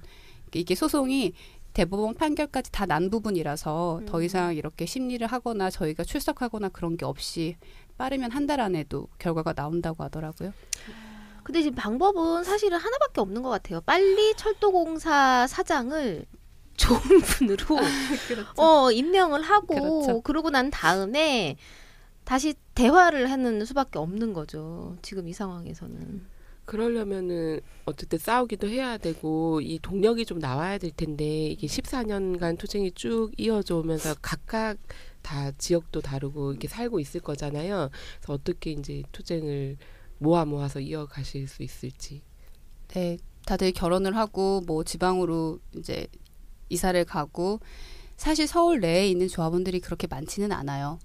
근데 이제 지금 부산에서도 따로 활동하고 계시는 조합원들이 있고 그렇게 모으면은 보통 한 번 모이면 한 10명? 그 정도 내외로 모이긴 하는데 그렇게 모여서는 지금 해결될 기미가 보이지 않으니까 그러니까 최근에 저희가 총회를 하려고 지금 생각을 하고 있어요. 그때 이 상황에 대해서 완벽하게 공유를 하고 좀 더 결의를 다져서 최대한 많이 모일 수 있는 만큼 모이려고 노력을 해요. 근데 다들 아시겠지만 이제 결혼을 하고 아이를 낳고 하다 보니까 아이가 지금 둘 이렇게 있는 조합원들도 있어요. 그러다 보니까 한 아이는 어린이집에 맡기더라도 또 한 아이는 결국 데리고 움직일 수밖에 없는 거예요.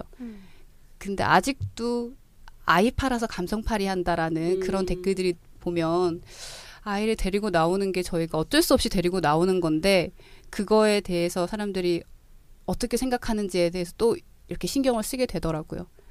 그리고 결혼을 하고 나니까 나만 혼자 하는 게 아니더라고요. 예전에는 나만 괜찮으면 어떻게든 투쟁을 할 수 있었는데 결혼하고 나니까 남편은 둘째치고 시부모님. 저 같은 경우도 저희 시부모님은 조금 이제 약간 빨간색 쪽을 좋아하셔요. 그래서 제가 이렇게 투쟁을 하는 거에 대해서 막지는 않으시는데 좋아하시진 않으시죠. 근데 저는 그나마 양호한 편인 거고 아닌 분들도 분명히 있을 거예요. 그래서 그렇게 모아가는 과정이 조금 힘들었던 건 사실이에요. 근데 지금은 조금 많이 다들 열심히 하겠다라는 의지들을 보이고 계셔서 이제 얼마 남지 않았으니까 열심히 해보려고 지금 생각을 하고 있어요. 뭐 최근에 그 대책위에서도 이제 저희 일 많이 도와주시고 계셔서 좀 힘도 많이 되고 그렇습니다. 네. 아휴, 그래요. 어쨌든 힘을 모아 계속 싸워 나가는 방법밖에 없을 것 같습니다.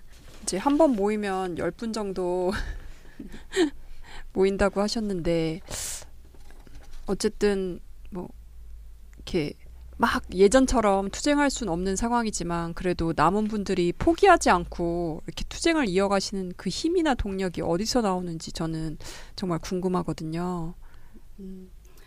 제일 큰 건 저희들이 옳다라고 생각하는 그 믿음이 아닐까 생각해요. 사람이 일을 하면 일한 만큼의 그 대가를 받고 그리고 인간답게 이렇게 누릴 수 있는 권리들이 있잖아요. 근데 그런 건 당연히 누려야 된다고 생각을 하고요. 그리고 누군가는 이게 잘못됐다라고 얘기를 할 수 있는 사람이 있어야 되지 않을까. 그리고 저희는 이미 너무 많이 왔으니까 그 일을 저희가 할 수 있으면 좋겠다라는 생각도 좀 들고요. 그리고 먼저 가게 된 그 동료가 그러니까 저희를 부끄럽게 생각하지 않았으면 좋겠어요. 그래서 좀 동료한테 저희가 당당해질 수 있게 그리고 그 꼬마 아이한테도 엄마가 틀리지 않았다라는 거를 알려주고 싶고 그리고 지금까지 같이 해온 동료들이 좀 큰 힘이 되지 않나. 정말 마지막까지 이 마음 변하지 않고 정말 좋은 결과를 만들었으면 좋겠어요. 그래서 저희들이 다른 그런 투쟁하는 사업장들한테 조금 좋은 기운을 넣어줄 수 있으면 좋겠다라는 생각을 해요. 그 연대의 힘이 굉장히 많이 필요할 거란 생각이 드는데요. 지금 상황에서는. 그래서 이 방송을 저는 많이 들을 수 있도록 홍보를 진짜 많이 해야 되겠다 이런 생각이 한켠에 드는데요. 그 한 사람당 1억 정도 되는 급여 지급분 환수 조치를 어떻게 뭐 개인적으로든 아니면 집단적으로든 어떻게 해결할 계획이신지. 네. 그 돈은 저희가 갚는 돈이 아니라고 생각을 해요. 그래서 우선은 갚지 않는 걸로 결정을 했고요. 그 돈을 사실 그때 그 조치가 나가지고 그러니까 일부에서는 그런 얘기도 있었어요. 이거 우리가 모금해가지고 그걸 갚자라고 하는 제안도 있었는데 승무지부 분들이 이거는 아니다. 이거는 우리가 갚아야 되는 돈도 아니고 시민들의 모금으로 해결할 문제도 아니다.라고 하면서 당당하게 거절을 하셨던 기억이 있어요. 네. 그러면 이런 거를 그걸 철회시키려면요. 그 급여 지급분에 대해서 그럼 철도청이든 아까 이제 대책위만 말씀하셔가지고 철도 노조랑 긴밀하게 연대를 함으로써 그 파워를 가지고 좀 이 철도 지금 뭐 코레일 사랑 이제 싸움을 혹은 대화를 혹은 이런 거를 뭐를 진행을 해야 될 것 같은데요. 네. 철도 노조 집행부는 이 KTX 해고 승무원 분들의 이 투쟁을 지지를 하고 있나요? 지금 어떤 상황인가요? 저희가 하는 모든 활동들은 다 이제 노조에서 함께 해주시는 활동이라고 보시면 돼요. 예전부터도 철도 노조가 거의 이제 저희 모든 활동에 큰 힘이 돼줬듯이 지금도 여전히 그렇게 함께 해주시고 계시고요. 저희보다 더 힘든 그런 사업장들이 많잖아요. 많은데 저희는 그 사업장들에 비해서 굉장히 편하게 있었던 이유가 철도 노조 아래에 있어서 그렇지 않은가 생각이 들어요. 그분들이 지금까지도 연대를 해주시고 그리고 저희가 문제가 해결이 될 수 있도록 끝까지 함께 해주시겠다고 약속도 하셨고 그래서 지금 철도 내부에서도 해고자분들이 굉장히 많으세요. 한 100명 정도 더 되시는데 이제 그분들 문제와 저희 문제를 지금 제일 크게 보고 계세요. 그래서 의지가 굉장히 많이 되고요. 이제 그것과 함께 이제 철도와 함께 KTX 대책위가 또 많은 힘을 주고 계셔서 이번에는 꼭 해결될 수 있지 않을까 생각을 해요. 그래서 저희 지난 7월 달에는 집중행동 그러니까 대책위가 다 주관을 해주셨던 부분인 거고 여기서 대책위만 얘기를 제가 하는데 우선 그 전에 철도 노조는 기본 바탕으로 가신다고 생각을 하시면 될 것 같아요. 네. 그러니까 저희 자체가 철도 노조에 포함이 된 거라서 네. 그래서 집중행동 때도 굉장히 많은 관심을 받았었거든요. 근데 제가 지금 기억이 나는 게 물론 뭐 종교 단체에서 기도회도 해주시고 뭐 사회단체에서 했던 문화제도 기억이 나지만 그 박원순 시장님께서 그때 오셨어요. 저희 토크쇼를 하는데 근데 다른 말들은 사실 하나도 기억이 안 나는데 내가 사장이라면 이 문제 금방 해결하겠다. 당장이라도 해결하겠다. 라고 한마디 하셨는데 제가 그것만 지금 기억이 나요. 굉장히 그게 위로가 됐었던 것 같아요. 그래서 이렇게 생각해 주시는 분들도 있고 진짜 이번엔 해결이 되겠다라는 희망이 조금은 생겼어요. 네. 되게 합리적인 사람이 철도공사 사장으로 빨리 와야 될 것 같다는 생각이 네, 드네요. 그랬으면 좋겠어요. 근데 지금 해결이라고 말씀하셨을 때 급여 지급분을 그러니까 돌려달라라고 얘기한 철회 말고 또 다른 어떤 요구들도 있나요? 네, 저희 요구안이 KTX 해고된 승무원들을 복직하는 거 그것과 그리고 KTX 승무직 자체가 정규직화되는 거 그러니까 직접 고용되는 거 직접 고용 정규직화하겠죠? 지금 현재 있는 네, 그 승무원들도 다 포함이 되는 부분인 거죠. 그래서 지금 외주화된 이 사업권을 철도공사에서 직접 가지고 와서 그러니까 직접 고용해서 일을 하는 것 그리고 저희 문제 이제 환수 금액 문제가 해결되는 부분. 그래서 이거를 다 함께 가지고 가야 저희 문제가 다 해결이 되는 거라고 생각을 해요. 근데 이제 대법 판결이 났기 때문에 돈 문제에 대해서는 다들 조금 꺼려하시는 부분이 있고 해서 이번 KTX 대책위에서 이제 종교 쪽의 분들이 좀 신경을 많이 써주셔서 이제 저희 그 환수금 문제를 좀 해결할 수 있도록 노력을 많이 하고 계세요. 그래서 빠른 시일 내에 좀 좋은 결과가 났으면 좋겠다. 그리고 어차피 직접 고용 문제는 저희가 계속 투쟁을 해야 돼서 얻을 문제인 거고 이게 공공부문 비정규직 대책이라고 해서 정규직화 시키는 대책이 지금 진행이 되고 있잖아요. 근데 이게 좀 애매한 게 승무직 관련해서는 또 제외가 된다라는 얘기가 있어요. 그래서 철도 내부에서도 그래. 콜센터에서 일하는 여성들만 빼고 다 정규직화하고 왜 맨날 그렇게 여성들이 일하고 있는 부분만 홀라당 빼먹는지 정말 저는 분노스럽더라고요. 그래서 그 부분 때문에 저희가 함께 연대를 해서 지금 코레일 승무원들과 그 KTX 승무원들과 연대해서 같이 그 부분을 해결해 나가야 될 과제라고 보고요. 그렇게 생각하고 열심히 투쟁하려고 생각하고 있습니다. 네, 네. 화이팅! 화이팅! 네. 이제 보면은 이게 여성들이 집중되어 있는 직종 자체를 갖다가 외주화를 하고 비정규직을 하고 그렇게 처음에 시작했던 일들이 사실상 우리 사회의 비정규직화가 굉장히 일상화된 풍경을 만들었다라고밖에 말씀드릴 수가 없어요. 남성들도 안전하지 않잖아요, 이제. 예. 그런 상황에서 KTX 승무원들이 다시 정규직으로 철도공사에 돌아가는 거는 굉장히 우리 사회의 상징적인 사건인 거고, 그런 사건들이 벌어지게 된다면 사실은 우리 사회에 그래도 정의가 살아있다라고 얘기할 수 있을 것 같습니다. 사실 KTX 승무원 문제는 승객들로 보면은 안전과 직결된 문제고요. 그리고 노동자의 입장에서 본다면은 무엇이 직접 고용이고 무엇이 간접 고용되어야 되는가, 누가 정규직이고 누가 비정규직이어야 되는가라고 하는 어떤 프레임을 가르는 문제일 수도 있어요. 그리고 정확하게 얘기하면은 취업 사기를 바로잡는 그런 일인 거죠. 정확하게 말씀드리는데 KTX 승무원들은 애초에 홍익회에서 뽑은 게 아니고 철도청에서 뽑았고, 그리고 분명한 취업 사기를 당하셔가지고 지금 11년간 싸우고 계신다라고 하는 거를 청취자분들께서 이해를 해주시면 좋겠습니다. 네, 오늘 나와주셔서 정말 감사합니다. KTX 승무원들의 투쟁이 승리하는 그날까지 저희도 함께 하겠습니다. 투쟁! 고맙습니다. 네.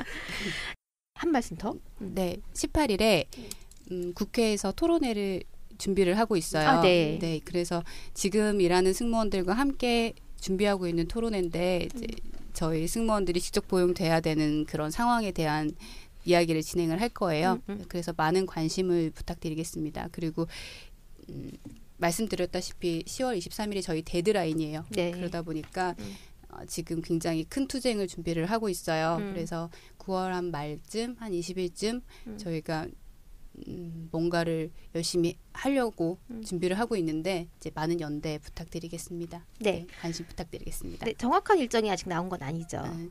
20일로 예정을 하고 있어요. 20일? 네. 네. 20일 장소는 혹시 나왔나요? 그날 하루만 할 게 아니어서 네. 이제 그때부터 아, 그렇군요. 네. 뭐 자세한 사항은 네. 뭐 저희 뭐 한국연호 페이스북에도 공지를 드릴 거고 KTX 네. KTX 크루 페이스북 페이지 들어가시면 저희 문제 항상 함께 하실 수 있으시니까 많은 관심 부탁드리겠습니다. 네, 감사합니다. 아, 토론회는 정확하게 날짜가 잡혀 시간. 있으니까 시간과 장소를 좀 정확하게 알려주시겠어요? 네. 네. 18일 네. 국회 제9 간담회실이었던 것 같아요. 그리고 시간은 오후 2시입니다. 네. 사실 제가 거기 토론대로 나가요. 그렇죠. 혹시 아기를 데리고 가도 될까요? 물론입니다. 네, 아기띠 메고 가겠습니다. 네. 고맙습니다.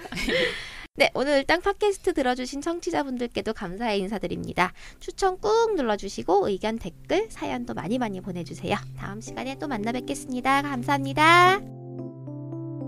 팟캐스트 을들의 당나귀 귀 시즌3는 2017 서울특별시 성평등기금 후원 사업으로 한국여성노동자회에서 제작합니다.